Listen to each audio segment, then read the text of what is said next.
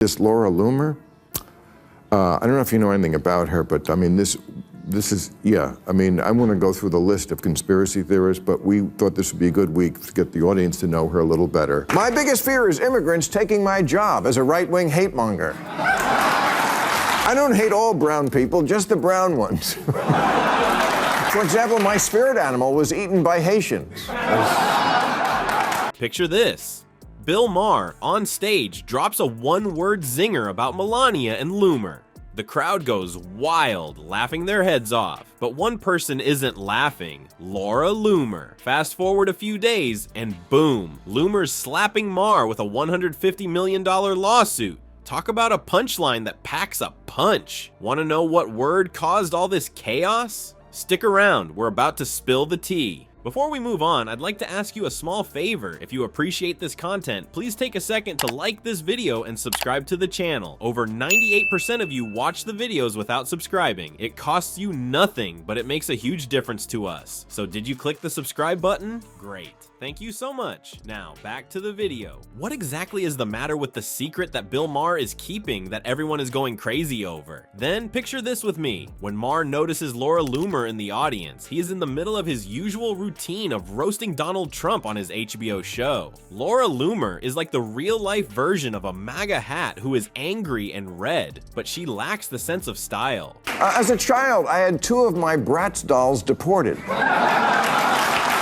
My hobby is refurbishing vintage lawn jockeys.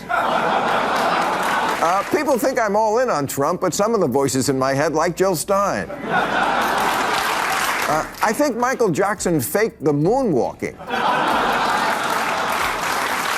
If you have never met her, you should imagine that she is like that. The fact that Maher is a comedy sharpshooter made it impossible for him to avoid aiming. In his criticism of Trump, he stated that he would only date Loomer if she was his daughter. Oh no. A low blow that most likely affected Trump's ego in addition to his lower body. That is what we are talking about. It is the spectators. They lost their minds, as if they had just seen Trump trip over his own ego and fall face first into a bucket of orange paint. They are laughing uncontrollably. It is as if they have just witnessed everything. People, that was a hilariously hilarious moment. On the other hand, who wasn't laughing? That would be Laura Loomer, as you probably guessed. Fantastic woman, a true patriot, Laura Loomer. Laura, thank you.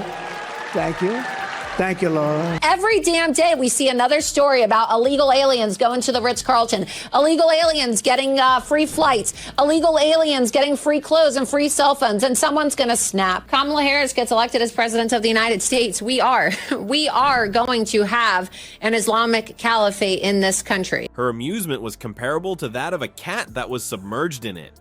And wow, did she tell each and every one of them. The rate at which Loomer started posting on social media was faster than the rate at which Trump could tweet fake news. Observing it was very much like being a witness to a live Twitter outburst. As she frantically tapped on her phone, you could almost see smoke rising from her ears. She wasn't paying attention to what she was doing. The internet was experiencing explosive growth at the same time. Suddenly, there was a surge in the number of memes and creative interpretations of Maher's joke. These Photoshop masterpieces are so impressive that even Trump's hairstylist would be green with envy. In one meme, Maher's face was superimposed on Superman, and in the background, Trump appeared to be more confused than usual. Loomer was depicted as a crying infant. For all intents and purposes, it was as if a Reddit thread had a baby with a political cartoon, and the child had become a phenomenon that went viral. It was originally planned for this comedy show to turn into a drama set in a courtroom. So everyone, hold on to your MAGA hats. In the realms of comedy and politics, a joke is not always a joke. This is because of the fact that there is a lawsuit all set to take place right now. People, it would appear that Laura Loomer is taking offense at Bill Maher's joke about how Trump responds to criticism because she has filed a lawsuit against him for an astounding sum of $150 million. To answer your question, yes, Loomer has decided to go all out by dropping a lawsuit that is more significant than Trump's ego. It is important to remember that we are talking about more zeros than Trump's tax returns. It is important to keep your MAGA hats on because this legal drama is going to become as messy as the hair that Donald Trump has on a windy day. I copied this list from Michelle Obama.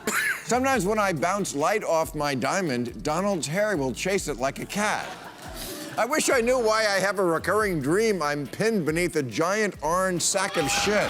And if I could tell my younger self just one thing, it would be this. If you catch a leprechaun and he gives you one wish, be more specific. The professionals in the legal field are treating this case as if it were a joke. The likelihood of Loomer winning is said to be comparable to the likelihood of Trump growing a full head of natural hair, as stated by them. How awful. All things considered, in order for Loomer to be successful in this case, he needs to provide evidence that Maher was aware that the statements he made were false. My best wishes are with you in that endeavor. That would be the same as trying to prove that Trump won the election in 2020. There is no way that this will be possible, people. There is, however, more to come. In addition, Loomer is required to provide evidence that demonstrates how Maher's joke harmed her reputation. The process of convincing Trump to admit that he was defeated will be less difficult than that. In any case, have you witnessed her public persona until now? To put it another way, it is comparable to trying to ruin the reputation of a skunk at a convention for perfume. Taking everything into consideration, the situation is comparable to a WWE match between comedians and political figures. One corner is occupied by Bill Maher, who is widely regarded as the undisputed king of late-night insults. Laura Loomer, who is a supporter of Trump and is considered an underdog, is performing at a level that is significantly higher than her weight class. To what extent do you remember a time when comedians were able to make fun of politicians without fear of facing legal repercussions? That was the era in question. To navigate the minefield of resentment and legal action in today's world is like navigating a minefield. When you listen to Everybody Hurts by R.E.M., you might find yourself wondering if the Star-Spangled Banner should be replaced with something else. Both comedy and politics have, in the past, come into conflict with one another like two drunk uncles over Thanksgiving dinner. Can you remember the time when Kathy Griffin posed with that fake head of Donald Trump using it? The reaction to that at a Bernie Sanders rally was comparable to that of a woman wearing a MAGA hat. At this very moment, it seems as though we have stumbled upon a comedy courtroom drama that is based on real life. To think that a single zinger could develop into a legal circus that is worth millions of dollars is beyond the comprehension of these individuals. On the other hand, that is the nature of the entertainment industry, where it appears that hurt feelings come with a price tag that would make Jeff Bezos shrink in his boots. The entire altercation between Bill Maher and Laura Loomer is comparable to a high-stakes game of yo mama jokes that has the potential to go horribly wrong.